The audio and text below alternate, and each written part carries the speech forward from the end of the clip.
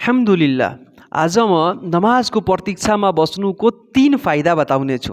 यसमा सर्वप्रथम जुन अबू हुरैरा रज़ियल्लाहु ताला अन्हुको हदिसमा छ, रसूल सल्लल्लाहु अलैहि वसल्लमले भन्नुभयो कि ला यजालु अहदुकुम फी सलातिन मा दामतिस सलातु तहबिसुहु, अर्थात् तिमीहरूमध्ये जुन व्यक्तिलाई नमाजले रोकिराखेको छ, अर्थात् त्यो नमाजको प्रतीक्षामा बसिरहेको छ, त्यो अनिवार्य नमाज फर्ज नमाजको प्रतीक्षामा बस्दछ भने त्यसलाई नमाज पढ्नु जस्तै पुण्य प्राप्त हुन्छ। अर्थात् जतिखेरसम्म त्यो नमाजको प्रतीक्षामा बस्दछ भने त्यो मानव यस्तै छ जस्तो त्यो नमाज पढिरहेको छ। र यसको दोस्रो फाइदा के हो?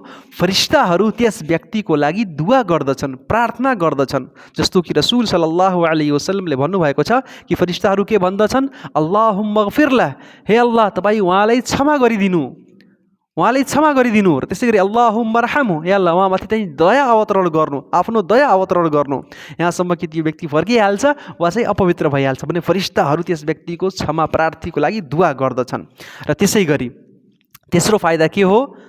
जस्तो कि सही मुस्लिमको हदिसमा छ, व इन्तिजारु सलाति बाद सलात फदालिकुमुर रिबात, नमाजको प्रतीक्षामा बस्नु मानव यस्तै छ जस्तो कि हामी धर्म युद्ध गरिरहेका छौँ, अल्लाहको मार्गमा हामी गार्डिङ गरिरहेका छौँ वा धर्म युद्धको लागि सधैँ तयार छौँ, हामीलाई यस्तो पुण्य प्राप्त हुन्छ।